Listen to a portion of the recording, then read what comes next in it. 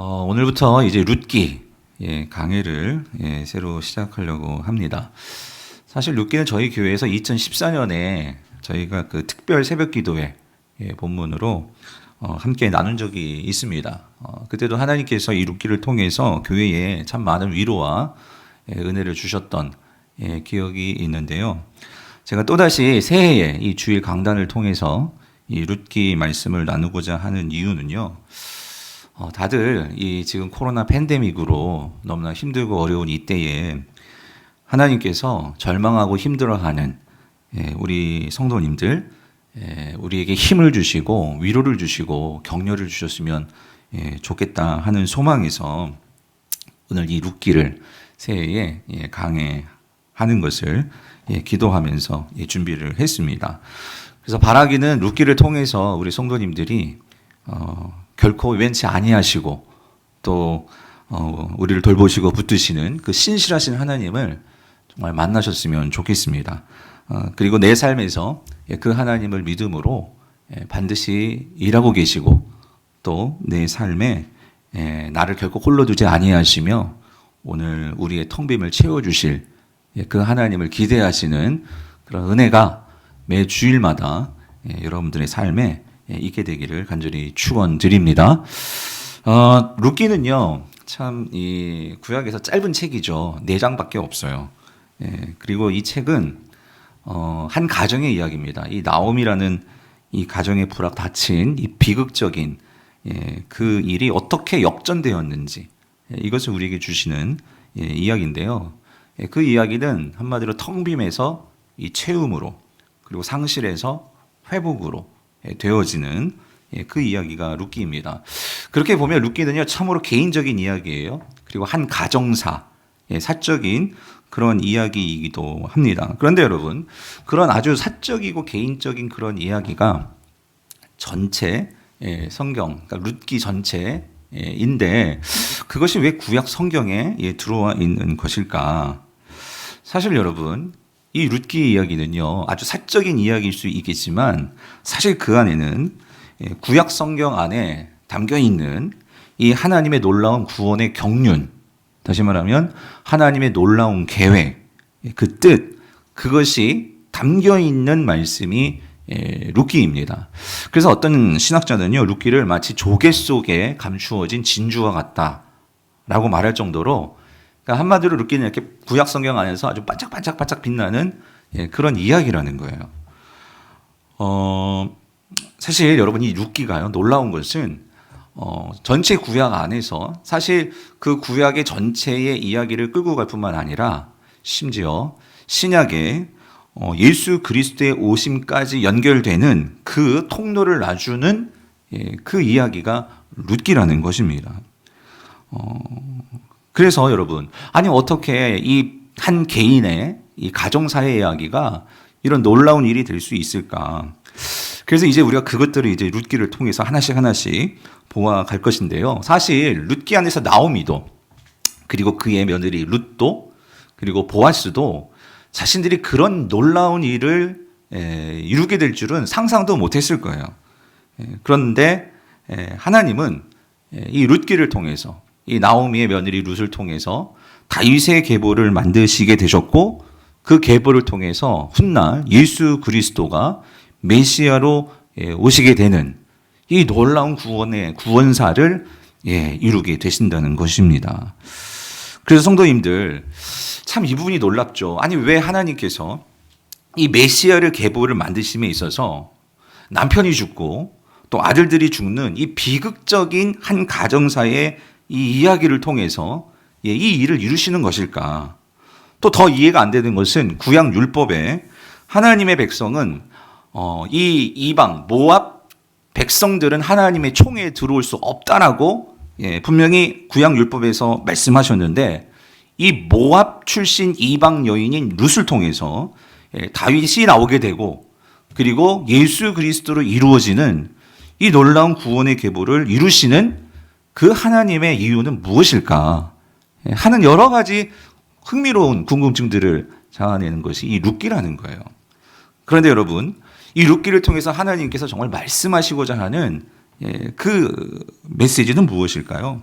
먼저 한 가지 분명히 말씀드리면 하나님은요, 이 룻기를 통해서 구원이 무엇인지를 우리에게 보여주기를 원하신다는 거예요.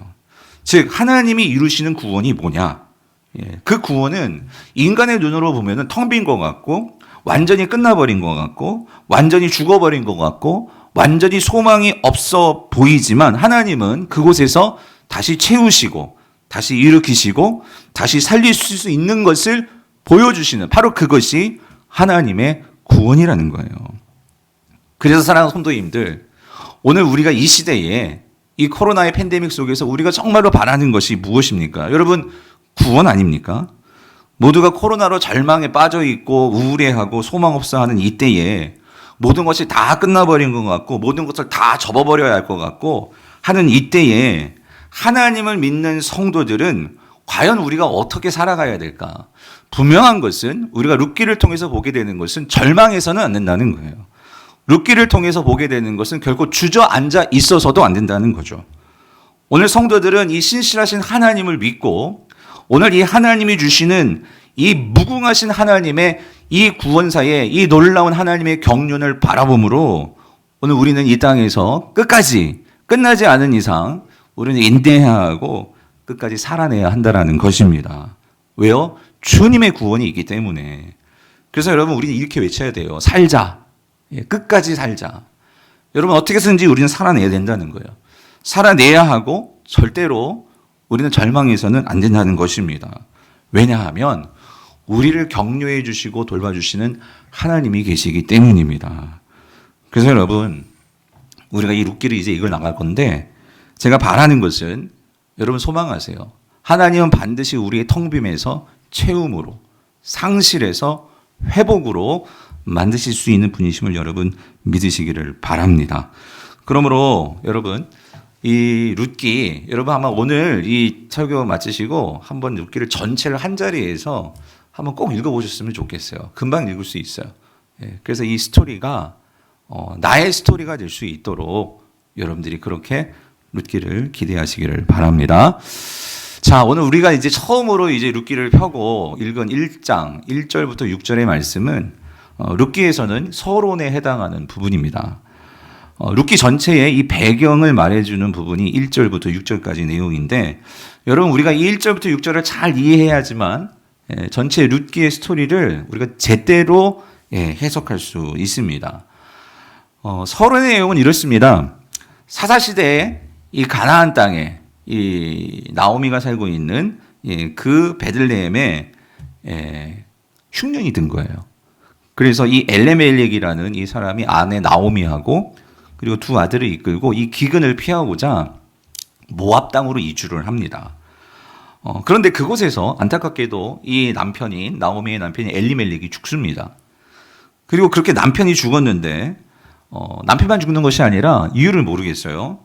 그곳에서 두 아들까지 죽습니다. 그런데 이 아들이 죽기 전에 그 땅에서 무슨 일이 있었냐면 모압 이 여인들을 이 나오미가 며느리로 맞이해서 결혼을 시키죠. 아들들을.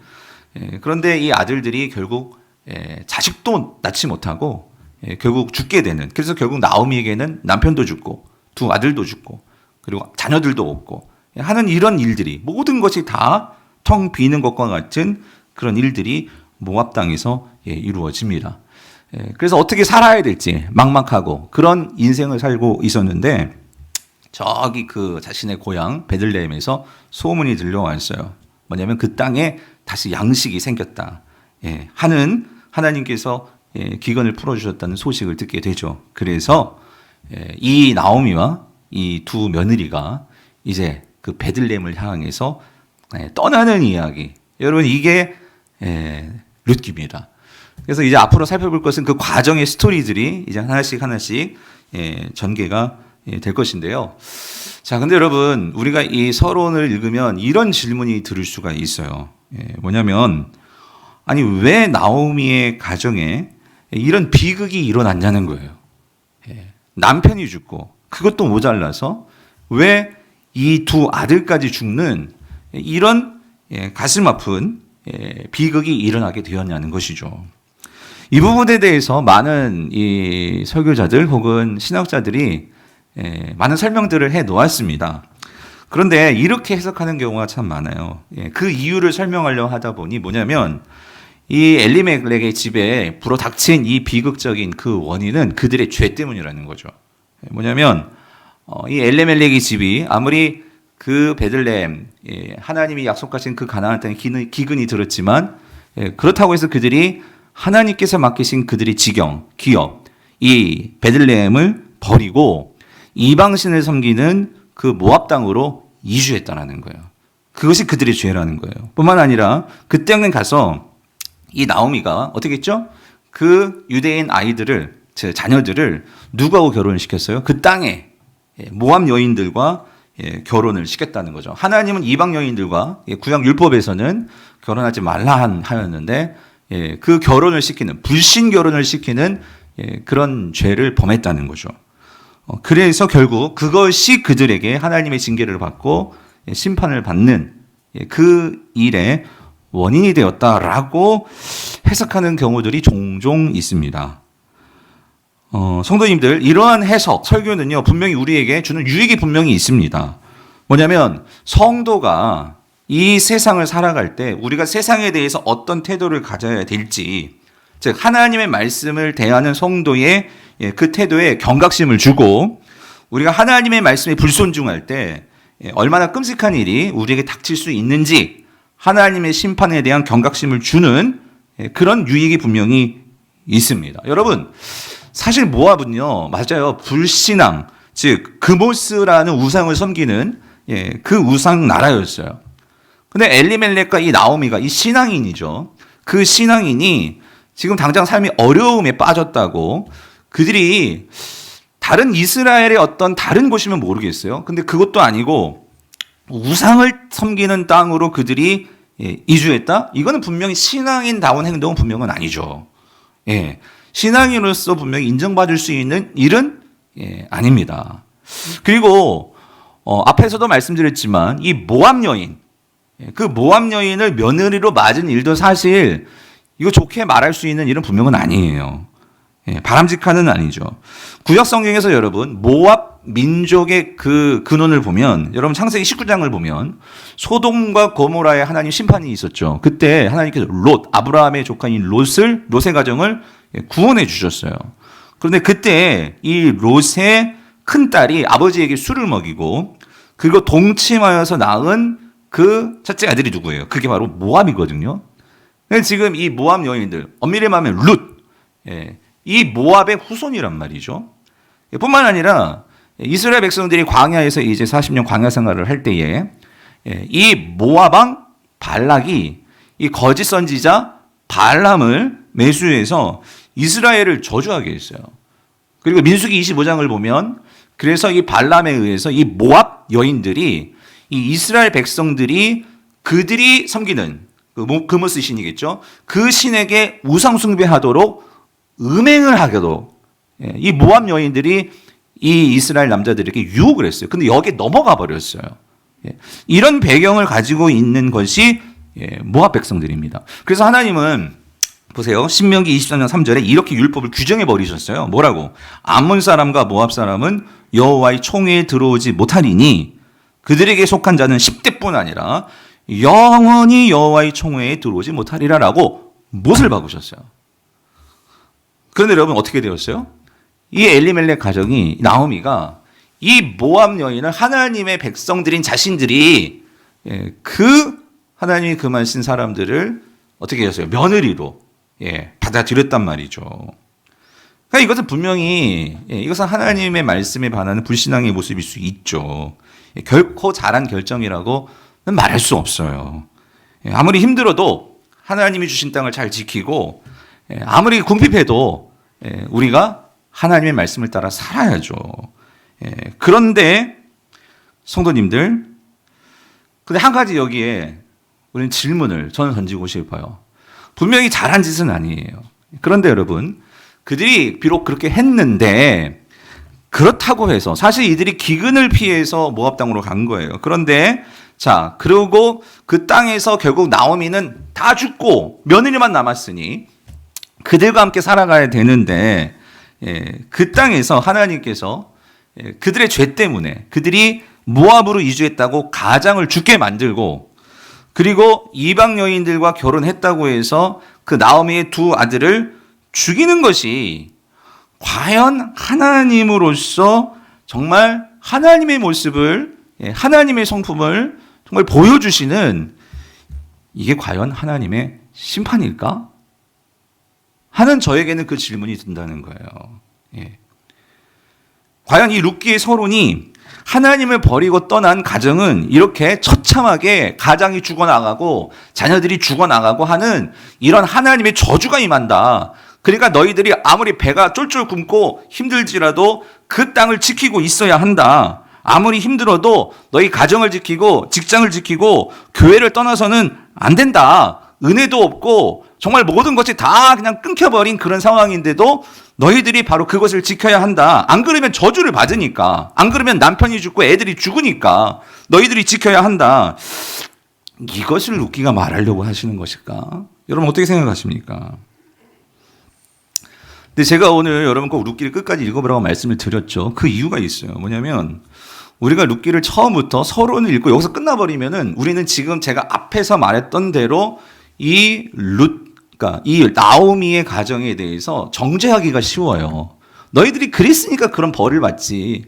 너희들이 그 베들레헴을 떠났으니까 하나님께서 징계를 하시는 거지. 이방 여인하고 결혼했으니까 너 아들 죽인 거야. 하나님께서 심판하신 거야. 이렇게 말하기가 쉬워요. 근데 여러분 우리가 정직하게 룻기를 1장부터 4장까지 전체를 읽어보면 그런데 여러분 중요한 게 있어요. 하나님은 이 엘레멜렉과 이 나오미가 한 결정에 대해서 그들이 잘못됐다? 너희들이 죄를 범한 것이다? 라고 말하고 있지 않다는 거예요. 어떤 곳에서도 그들을 정죄하시는 하나님이 아니시더라는 거예요.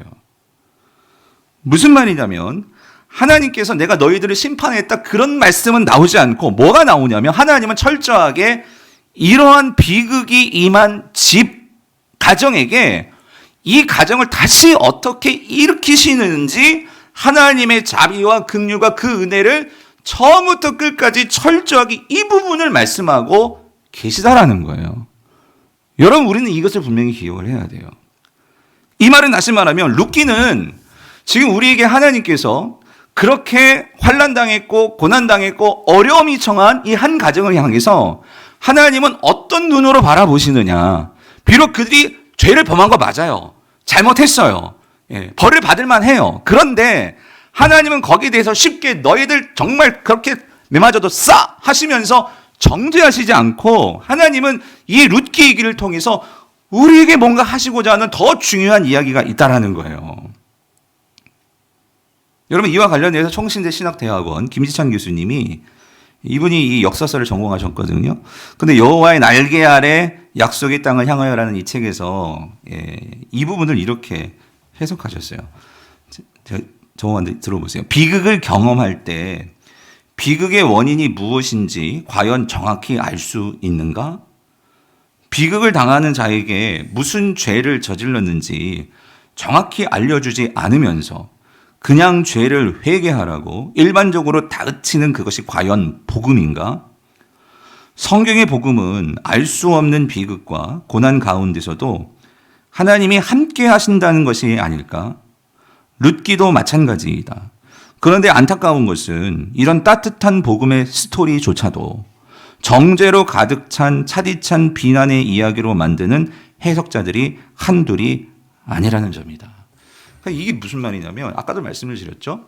이 룻기를 전체를 가지고 보지 않고 만약에 서로만 가지고 우리가 거기서 막 이유를 캐면 당연히 그 이유가 나와요. 왜냐하면 자기 기업을 버렸고 하나님은 자기 기업을 지경을 지키라고 말씀하셨거든요. 구약에서. 그리고 이방 여인하고 결혼하지 말라고 했거든요. 그러니까 우리는 이 룻의 가정에 얼마나 어떤 이유가 있어서 그들이 그렇게 되었을까를 이해하기보다 뭐 하기 쉬워요? 정죄하기 쉽다라는 거예요.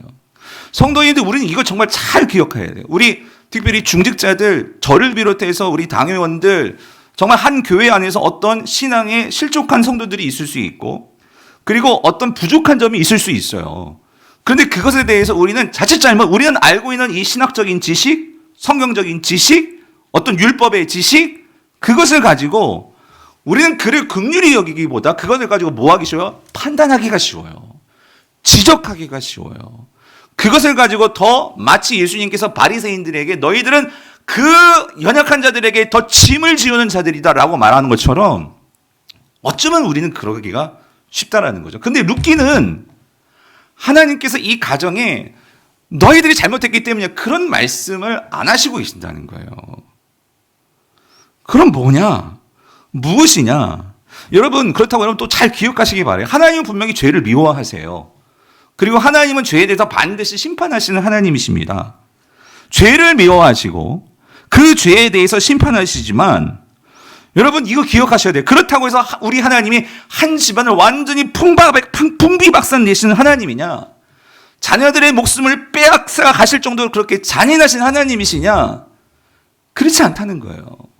그런데 오늘날 많은 성도들이 잘못 이 룻기를 읽고 잘못 하나님을 판단해서 하나님 우리 집을 저주하시는 거 아니야?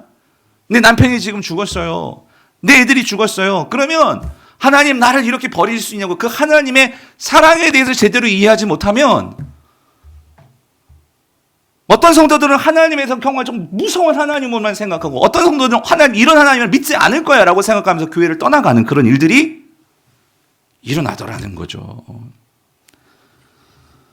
그러나 여러분 기억하시길 바라요. 룻기는 이 점에 대해서 우리에게 새로운 시각의 전환을 우리에게 요구하시는 것 같아요.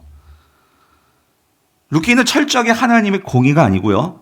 공의로운데 그 공의가 무엇인지를 우리에게 진정한 하나님의 이 공의, 여러분 공의가 뭐예요? 하나님의 이 우리의 눈높이에서 바라보시고 우리를 이해하시려고 하고 그래서 우리를 선으로 이끄시려는 이 하나님의 열심, 여러분 그게 공의인데 하나님은 그 모습이요. 우리에게 인애로 자비로 다가오시는 그 하나님을 보여주고 있다는 거죠. 여러분 이 관점을 가지고 우리가 지금 서론을 다시 한번 보려고 해요. 자, 여러분 우리가 이 관점을 가지고 하나님의 이 관점을 가지고 다시 한번 이 서론을 읽으면요. 여러분 1절과 2절을 다시 한번 보세요. 자, 1절과 2절을 다시 한번 같이 읽어볼게요. 시작. 사사들이 치리하던 때에 그 땅에 흉년이 드니라. 유다 베들레헴의 한 사람이 그 아내와 두 아들을 데리고 모압 지방에 가서 거류하였는데 그 사람의 이름은 엘리멜렉이요 그 아내의 이름은 나오미요 그의 두 아들의 이름은 말론과 기론이니 유다 베들레헴 에브랏 사람들이라. 그들이 모압 지방에 들어가서 거기 살더니요. 자, 여러분 보세요. 1절과 2절을 보면 엘리멜렉과 나오미 이 부부가 그러니까 이 사람들은 유다 베들레헴 사람인 것을 알 수 있죠. 이게 정말 중요해요, 오늘. 그래서 여러분 1절과 2절에서 이를 두 번씩이나 강조를 했어요. 유다 베들레헴 사람이다. 그리고 2절에서는 더 정확하게 그들이 베들레헴 어느 동네에 사는지까지도 말했어요. 어디라고? 유다 베들레헴 어디? 에브랏. 예, 거기예요, 거기. 정확하게 이것을 말하고 있어요. 근데 여러분 이곳에서 살던 사람들이었는데 이들이 왜 모압으로 이주를 했느냐? 그 이유를 분명히 말을 하죠. 뭐 때문이에요? 흉년 때문이에요. 기근 때문이에요. 그런데 여기 앞에 아주 중요한 그 수식구가 있어요. 뭐냐면 흉년인데 즉 그 땅에 흉년이 들었는데 그런데 그 흉년이 들었던 때가 언제냐? 언제라는 거예요? 사사들이 치리하던 때라는 거예요. 사사들이 치리하던 때. 자, 근데 여러분 여기서 또 한 가지 우리가 여러분이 놓치지 말아야 될 게 있어요. 그게 뭐냐면 자, 그러니까 사사들이 치리하던 그때에 그 땅에 흉년이 든 거예요. 근데 이들이 결국은 그러니까 배가 고프니까 그래서 모압 땅으로 갔어요. 아마 모압 땅에는 먹을 것이 있었던 것 같아요. 그래서 그 땅으로 갔는데 여기 중요한 거 여기 제가 색칠해놨죠. 거류하였는데라는 이 단어. 이 거류하였는데라는 이 히브리어가 구루라는 히브리어인데 이 단어는요, 여러분 완전히 떠나간 게 아니에요. 구루라는 단어는 것은 흉년이 들거나 어떤 전쟁이 났을 때 여러분 흉년이나 전쟁은 그 당시 지금도 마찬가지예요. 여러분 북한 같은 데서는 기근이 들면요 목숨을 걸고 국경을 넘을 정도의 일이 기근입니다. 흉년이라고요. 생명을 거는 일이 흉년이죠. 기근이에요. 전쟁도 마찬가지죠. 그럴 때 이런 일이 닥쳤을 때에 어떤 지역에서 다른 지역으로 임시로 옮기는 것을 성경에서는 이 구루라는 단어를 써요. 그러니까 아마도 엘리멜렉 이 가정은 완전히 떠나고 싶어서 떠난 건 아니었을 거예요. 잠시 어때요? 요때를 피하고자 모압으로 간 거예요. 자, 모압으로 갔는데, 그러니까 그 사람은 다시 이스라엘에 돌아오려는 생각이 있었겠죠. 예. 그런데 여러분, 이런 예가 성경에 참 많아요. 창세기에 보면 여러분, 창세기 12장에서도 아브라함이 약속의 땅에 갔어요. 내려갔죠. 그런데 그 약속의 땅에 기근이 들었어요. 그랬을 때 여러분, 아브라함이 어디로 거루하러 내려가죠? 애굽으로 간단 말이에요. 애굽.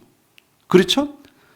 뿐만 아니라 여러분, 창세기에서 야곱이요, 그 가나안 땅에 기근이 들었어요. 그랬을 때 야곱이 그 기근을 피하기 위해서 그의 아들들을 양식 사기 위해서 어디로 보내요? 애굽으로 보내잖아요. 그리고 나중에 요셉이 정말 그 아버지와 가족들을 이 기근을 피하게 하기 위해서 나중에는 어떻게 해요? 초청을 한다고. 그래가지고 그들이 어떻게 해요? 애굽 땅으로 내려온다고. 그런데 여러분, 여기에 대해서 하나님이 너희들이 어떻게 그럴 수 있어? 내가 준 너희 약속의 땅을 버리고 갈 수 있어? 그렇게 말씀하세요? 그렇게 말씀하신 적이 없어요. 예. 그렇다면 우리가 여기서 분명히 알 수 있단 말이죠. 왜 룻기 전체에서 하나님께서 이 엘리멜렉의 모압으로 이주한 것에 대해서 하나님은 거기에 대해서 아무 말도 하지 않으실까? 이거는 지금 지금 엘리멜렉이 그렇게 이주한 그들의 어떤 믿음보다도 여기 더 중요한 어떤 메시지가 있다는 거예요. 의미가 있다는 거예요. 그럼 그게 뭐냐? 그것은 바로 여기죠. 오늘 이 사사들이 치리하던 땅에 그 땅에 흉년이 드니라. 여기에 포커스가 있는 거예요. 중요한 의미가 있는 거예요.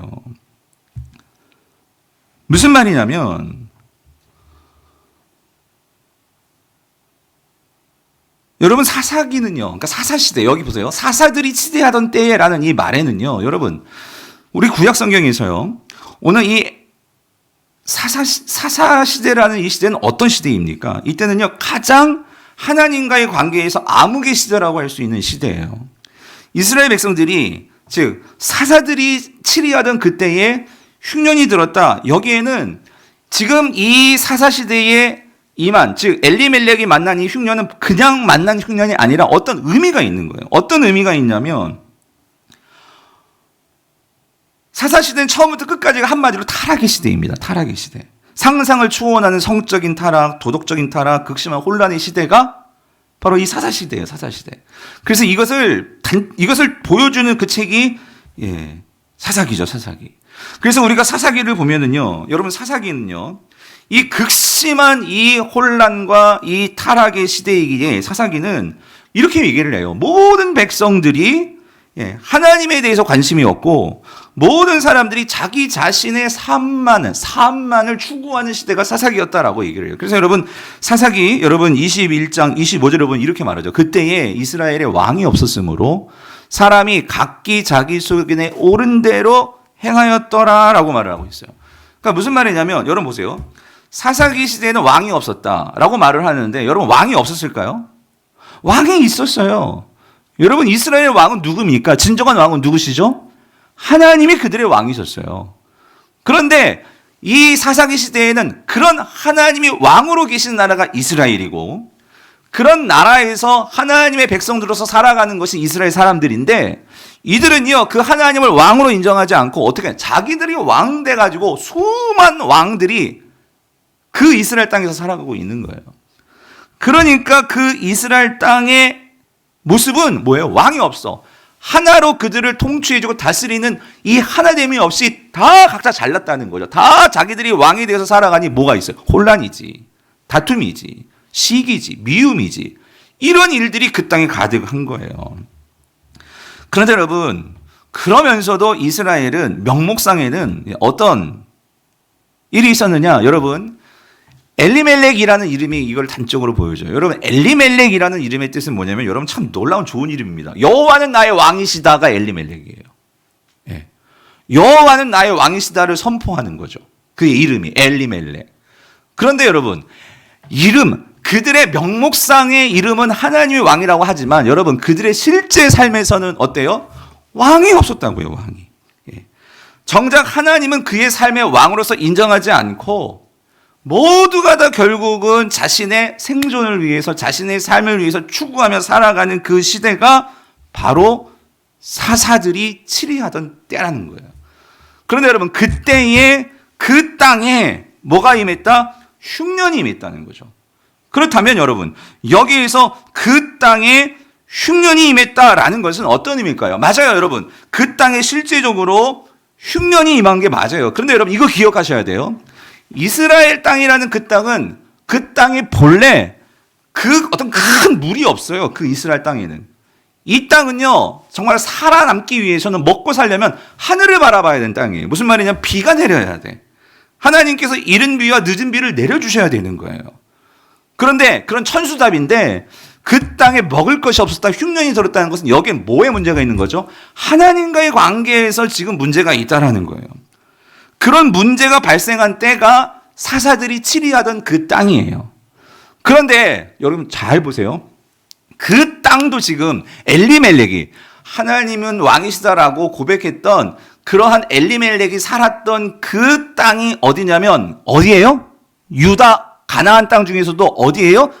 베들레헴이라는 거예요. 베들레헴. 여러분 베들레헴이 여러분 본래 그 이름의 뜻이 뭐냐? 여러분 베들레헴은요 떡집이에요. 떡집. 이거를 더 실감나게 우리식으로 번역하면 이건 밥집입니다. 밥집. 그게 무슨 말이냐면 베들레헴은 밥집이에요. 밥이 나오는 곳이에요. 그런데 지금 엘리멜렉이 그 밥집에서 살았거든요. 그런데 그 밥집에 뭐가 없어요? 밥이 없단 말이에요. 밥이. 예. 밥이 없어서 그 엘리멜렉은 결국 어떻게 된 거예요? 그 밥을 찾고자 그 집을 떠나간 거예요.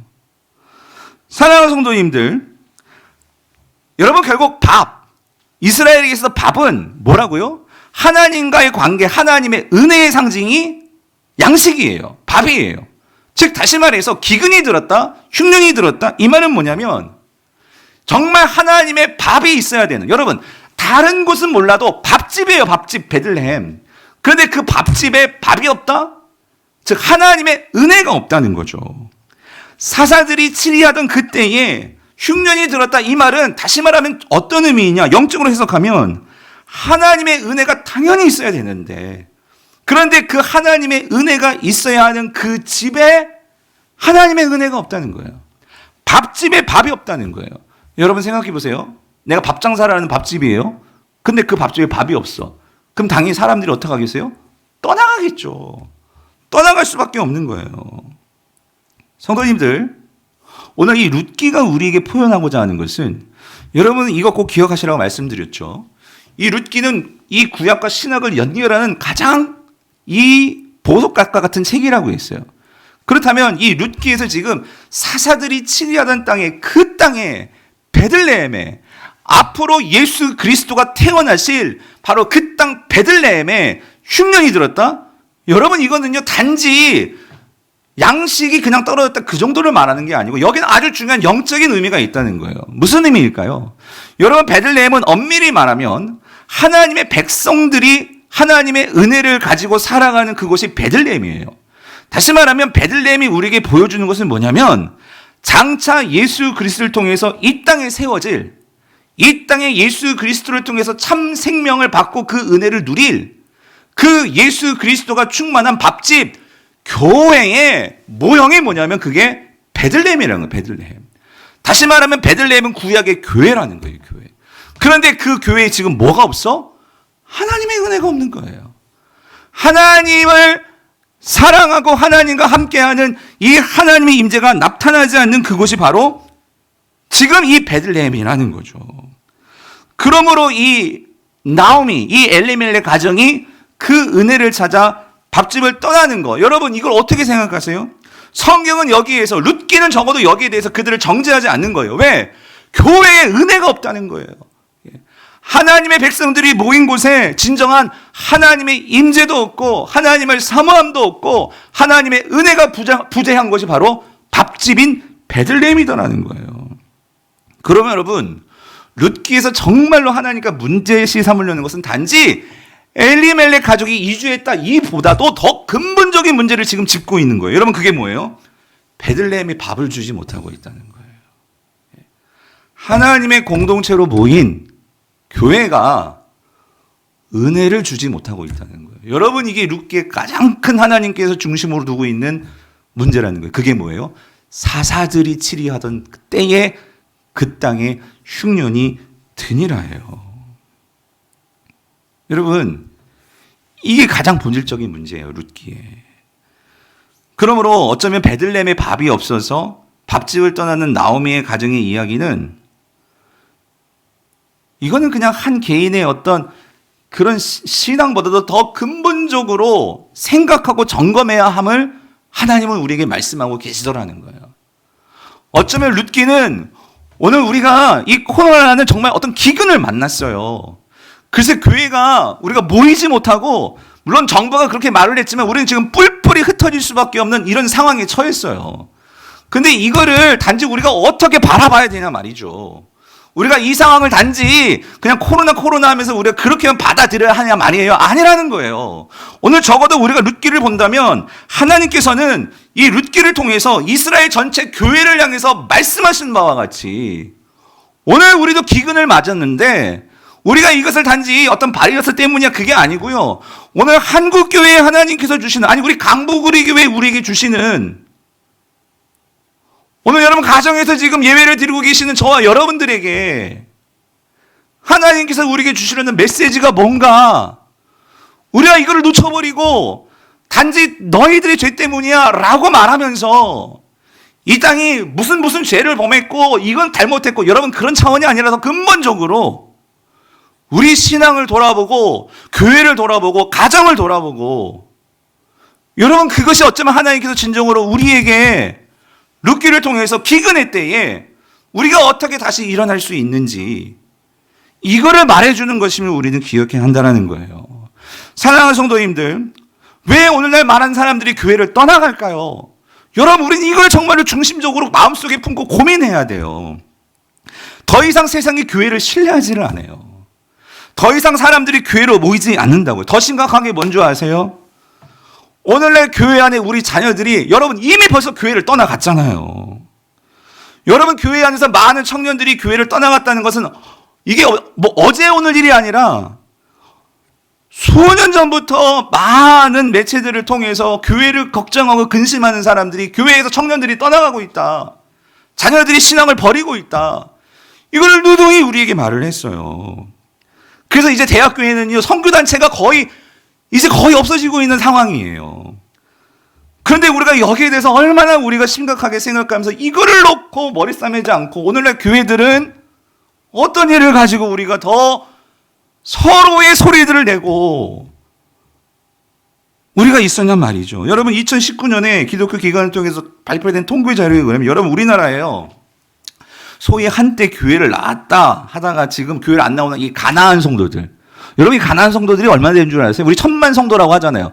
그 1000만 성도가 가운데 200만이, 1000만 가운데 200만이 지금 교회를 안 나오고 있어요. 근데 그 200만 가운데 3분의 1이 대학생들이에요. 대학생들. 이 대학생들이 지금 교회를 떠나갔단 말이에요. 그런데 왜 이 대학생들이 교회를 떠나갔을까? 이거 2019년도에 조사를 했어요. 그 이유를 봤더니 1위가 신앙생활에 회의가 생겨서, 2위가 교회의 비도덕적인 모습 때문에, 3위가 교인들의 이 배타적인 태도 때문에, 4위가 헌금 강요 때문에, 마지막 5위가 교인과 목회자에 대한 실망 때문이에요. 제가 이 5가지 이유를 곰곰이 보면서 여러분 하나로 이거를 보면요, 너무 가슴 아픈 게 뭐냐면, 안타까운 게 뭐냐면 한 가지 이유더라고요. 뭐냐면 교회가 교회답지 못해서, 성도들이 성도답지 못해서, 이게 결국 오늘날 젊은이들이, 우리 자녀들이 교회를 떠나가고 있다라는 거예요.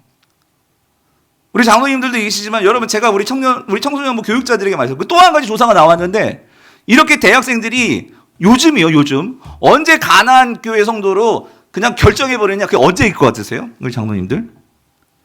중학생 때라는 거예요. 중학생 때부터 난 이제 교회 안 가! 라고 그렇게 마음을 먹었지만 중학생들은요, 아직은 뭐야? 부모님이 그러면 너 용돈 안 줘, 너 밥 안 줘, 협박할 수 있잖아. 그래도 아직까지는. 그랬다가 얘네들이 딱 떠나는 게 언제예요? 대학생 때. 떠나는 거예요, 교회를.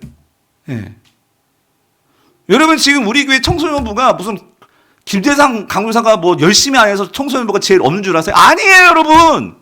지금 이 시대가 지금 그렇게 되어버렸고, 정말로 우리가 정신 차리고 청소년부를 위해서 기도해야 되고, 중고생들, 이제 우리 한결이가 중학교를 가거든요.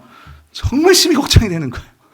얘가 지금 막 거의 반항을 조금 이렇게 이제 사춘기라고 하는 걸 보면서, 야, 내가 정말 정신 못 차리면 진짜 얘도 잃어버릴 수 있겠다. 그런 근데 하는 모습을 보면 마음에 너무 안 들거든요. 예. 그런데 여러분, 우리가요, 여러분 정말 가슴 아픈 게 뭐냐면, 근데 여러분 제가 목회를 하면서 신방을 하면서 정말 가슴 아픈 것이 이미 우리 교회 안에, 중직자들 가정 안에, 우리 정말 성도님들 가정 안에 대학생들이 많아요. 청년들이 많아요. 근데 교회를 안 나와. 여러분 왜 그런 걸까요? 여러분 엘리멜렉 우리가 비난할 수 없는 게, 여러분 기억하세요. 룻기에서 하나님의 엘리멜렉 가정을 욕하지 않아요. 뭐예요? 베들레헴의 문제니까 지금. 예. 오늘 우리 가정 안에서 우리 정말 먼저 교회된 우리 성도들이 정말 그들에게 정말 참된 양식이 무엇인지를 보여주었나. 예. 정말 세대들에게 우리의 삶으로 예수 그리스도의 삶이 무엇인지를 우리가 정말로 보여주었나. 여러분 우리가 정말로 그걸 잘 보여주었나요?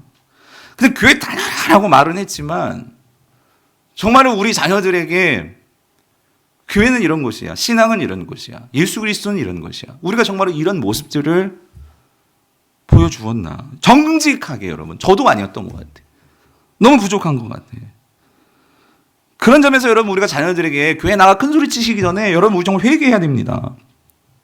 어떤 면에서는 자녀들 앞에 우리가 무릎을 꿇고 엄마 아빠가 정말로 예수 그리스도 믿는다고 했지만 정말 세상 속에서 정말 예수 믿는 정말 생명의 밥이 뭔지 내가 제대로 보여주지 못했다. 여러분 어쩌면 정말 우리가 무릎 꿇고 용서를 빌어야 될지는 모르겠어요. 여러분 용서 본다는 게 여러분 수치스러운 게 아니에요. 왜냐하면 그것은 그 아이들보다도 우리는 그 예수 그리스도께 우리에게 가장 소중한 그 당신의 생명까지 다 바쳐서 주실 정도로 생명의 밥을 주셨는데, 우리가 그 생명의 밥보다도 세상에 더 다른 것들을 추구했던 그 모습이 우리들의 모습이 아니었나. 우리가 그것들을 정말로 회개하는 마음으로 무릎을 꿇어야 되지 않을까, 그런 생각이 들었어요. 성도님들, 우리 돌아봐야 합니다. 여러분 우리 집이 몇 대째 예수를 믿었어요? 우리 장로 집안이에요? 목사 가정이에요? 여러분 그게 보기에는 자랑할 수 있는 것이 되겠지만, 여러분 엘리멜렉이니까요. 이름이 엘리멜렉이에요. 여호와는 나의 왕이시다. 그런데 여러분 왜 그 가정이 그 지경이 되었냐고요? 여러분 밥이 없어요. 그 가정에. 오늘 우리 가정에 정말로 이 예수 그리스도의 생명의 밥이 있나를 여러분 우리가 점검해 보셔야 한단 말이에요. 정말로 우리가 자녀들에게 생명 넘치는 이런 밥을 제공했던가?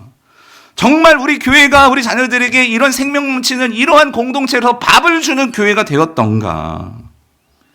예배에 나와도 뭔가 채워지지 않고, 소모임에 나가도 이런 채워짐이 없고, 전도에 가도 정말 세상적으로만, 여러분 정말 예수 그리스도의 생명의 밥이 채워지는 곳이 아닌데 여러분 뭐이겠습니까? 떠나가는 거예요. 성도님들, 우리가 진정 교회에서 만나고 채워야 하는 내 생명의 밥이 무엇입니까? 예수 그리스도가 분명히 말씀하셨어요. 요한복음 6장 35절. 예수께서 이르시되 나는 생명의 떡이니 내게 오는 자는 결코 줄이지 아니할 터이요. 나를 믿는 자는 영원히 목마르지 아니하리라고 말씀하셨어요. 여러분 어디로 가야 돼요? 예수 그리스도께로 가야 돼요. 우리가 정말로 매일매일 살면서 예수 그리스도를 사모하셔야 돼요. 내 안에 예수로 충만한지 아닌지 돌아보셔야 돼요. 우리 가정이 정말로 예수 그리스도가 주인 되셔서 그 주님을 따르는 집인가? 우리 교회가 예수 그리스도가 정말로 중심이 되셔서 우리의 모든 기관과 우리의 모두를 충만하게 채우고 있는 교회인가? 여러분 우리가 여기에 집중하셔야 된단 말이죠. 성도님들, 예수 그리스도가 충만한 가정은요, 부부가 서로 미워할 수 없어요. 예수 그리스도가 충만한 가정은 부부가 바람필 수도 없죠. 당연히 예수 그리스도가 충만한데 어떻게 교회 성도들이 서로를 미워하고 시기하고 이간질하고 어떻게 예수가 충만한데 그럴 수 있냐고요. 예수가 충만하지 않으니까. 내 중심적인 나의 왕으로 가득 차 있으니까. 여러분 예수 그리스도로 충만한 교회는 결코 사단의 권세가 흔들 수 없다라고 주님께서 분명히 말씀하셨어요. 근데 여러분 왜 우리가 이렇게 흔들리냐고요. 조그만 일에 왜 이렇게 흔들리고 서로의 말에 상처를 받고 그런데 왜 우리는 품어줄 수가 없냐 말이죠. 사랑하는 성도님들, 교회는 예수 그리스도의 핏값으로 세워지신 기관입니다. 그렇다면 이 세상에 가장 하나님께서 귀하게 보실 수밖에 없는 곳이 바로 교회입니다. 여러분, 교회는요, 영광이 있을 수밖에 없는 곳이고요, 생명이 모일 수밖에 없는 곳이 교회입니다. 그렇다면 그 생명의 밥이 있다면 여러분, 사람들이 어떻게 될까요? 당연히 모일 수밖에 없는 곳이 교회입니다. 우리가 그런 교회를 꿈꿔야 되는 것이고요, 내 자신이 예수 그리스도로 충만할 때 그런 교회가 되는 줄 믿습니다. 그러나 여러분, 예수를 충만하지 못하면 생명력이 없다는 거 여러분 꼭 기억하시기를 바라요. 그러면 떠나가는 거예요. 그런데 여러분 오늘 보면 6절을 보세요. 6절. 그렇게 예수의 생명력, 그런 떡이 없었던 그 떡집에, 밥집에 뭐가 생긴 줄 아세요? 밥이 생겼어요. 1장 6절. 그 여인이 모압 지방에서 여호와께서 자기 백성을 돌보시사 그들에게 뭐예요? 양식을 주셨다 함을 듣고 이에 두 며느리와 함께 일어나 모압 지방에서 어떻게 해요? 돌아오려 하려 해요. 무슨 말이죠? 밥집에 밥이 생겼다는 거예요. 하나님께서 그 백성을 돌보시사 긍휼히 여기시사 그 집에 밥을 주셨대요. 밥을 주셨다는 소리가 들리니까 그 모압 땅에 있던 이 나오미 가정이 어떻게 해요? 다시 돌아가더라는 거예요, 여러분. 여러분, 우리에게 희망이 있다는 거예요, 여러분. 여러분 가정에 희망이 있어요. 자녀들이 떠나갔습니까? 성도들이 떠나갔습니까? 여러분, 우리의 삶이 코로나로 정말 두렵고 어렵고 우리가 정말 그런 기근의 때입니까? 여러분, 그런데 중요한 거 이거예요. 여호와께서 자기 백성을 돌보시사 그들에게 양식을 주셨다함을 듣고 어떤 일이 벌어진다고요? 돌아온다고요. 성도님들, 저는 믿습니다. 이 코로나의 이 시기를 우리가 정말로 제대로 잘 보낼 수 있다면, 여러분, 우리가 그동안 가정에서 예배하지 않았어요.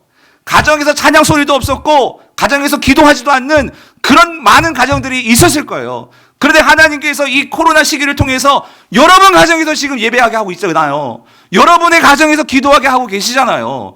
여러분의 가정이 예배의 장소가 되게 만들어 놓으셨잖아요. 그것이 계속되어야 한단 말이에요. 분명히 코로나 지나갈 거예요. 오늘 다시 성도들이 이곳에 다 모여서 예배한 날이 올 거예요. 그런데 우리가 그 옛날 코로나 시대는 또 옛날이요, 이제 가정에서 또 찬양 소리도 없고 또 예배도 없고, 여러분 그러면 안 된단 말이에요. 하나님께서 지금은 철저하게 가정을 회복시키시고 계시는 거예요. 여러분의 가정이 예배의 초소가 되도록 하나님께서 만드신 거예요. 그런데 제가 안타까운 소리를 들어요. 여러분, 금요 기도회, 수요 예배, 새벽 기도회, 여러분 가정에서 뭐 하십니까? 그 시간에 여러분 세상에서 뭐 하십니까?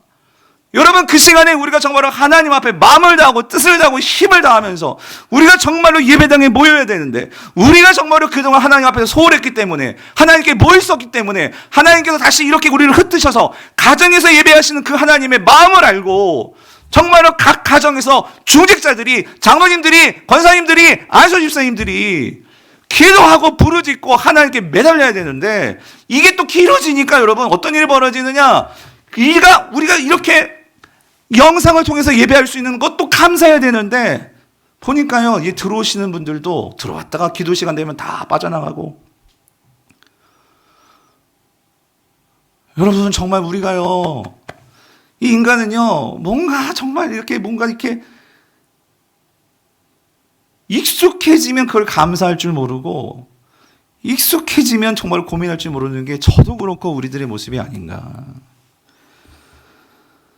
사랑하는 성도님들, 이때는 우리가 정말 하나님 앞에 다시 돌아와서 정말 우리 가정에 양식이 떨어지지 않았나, 밥이 떨어지지 않았나, 오늘 우리 교회 안에 정말 목사인 저로부터 내가 하나님을 얼마나 내가 충만하게 채우려고 내가 그렇게 살아가고 있었나, 우리 장로님들, 권사님들, 모든 중직자들이 정말 내가 이 땅을 살아갈 때에 정말 내가 뭔가 이 세상에 전해줄 수 있는 예수의 밥이 충만한 자인가. 사람들을 만나도 전도 한번 못하고, 사람들을 만나도 예수 정말 전하지도 못하고, 우리가 정말로 삶으로 예수를 보여주지도 못하는 좀 그런 삶을 우리가 정말 살지 않았나. 여러분, 우리가 정말로 회개하고 정신 차리고 우리가 이때를 정말로 보낸다면 하나님께서 때가 되실 때 어떻게 해요? 우리를 돌보시사 양식을 채워주셔서 다시 돌아오고 회복하는 이 역사가 일어날 줄 믿습니다. 사랑하는 성도님들, 바라기는 2021년 우리가 정말로 각자의 처소에서 정신을 차리고 하나님께 나아가서 간구함으로 여러분의 가정이 먼저 예수 그리스도의 밥향기로 정말로 여러분 밥향기 아시나요? 밥향기. 예? 내가 배고플 때 그 밥의 향기 여러분 아시잖아요. 예? 그 향기로 가득할 때 얼마나 우리를 행복하게 만들어요. 정말로 교회 오면 예수 향기가 막 가득한 거죠. 예? 우리가 정말로 그 향기를 사모하면서 예수로 충만한 여러분의 가정, 우리 교회 될 수 있기를 간절히 바랍니다. 그래서 이를 위해서 여러분 기도하셔야 돼요, 날마다. 여러분, 기도는요, 이 예수 그리스도, 하나님의 그 은혜의 통로가 막히지 않도록 만드는 것이 정말로 기도예요, 기도. 여러분, 저와 여러분에게 있어 이 기도의 분량이 약해져 있지는 않습니까? 정말로 우리 중직자들 교회를 위해서 기도해 주셔야 되고, 정말로 하나님, 이때에 우리 자녀 세대들, 우리 청소년부뿐만 아니라 유아유치부, 유소년부, 청소년부, 청년부, 우리 다음 세대들, 정말 우리가 어떻게 합니까? 기도하셔야 된단 말이죠. 그래서 우리가 정말로 이 기도함으로 이 코로나의 이 기근의 때가 오히려 하나님의 은혜를 돌아보게 만들고 예수 그리스도를 충만케 되는 은혜 되어서 우리를 돌아오게 하셨을 때에 풍성한 잔치를 맛보는 그런 은혜가 오늘 우리 교회와 우리 모든 성도님들 가정에 있게 되기를 주님의 이름으로 축원드립니다.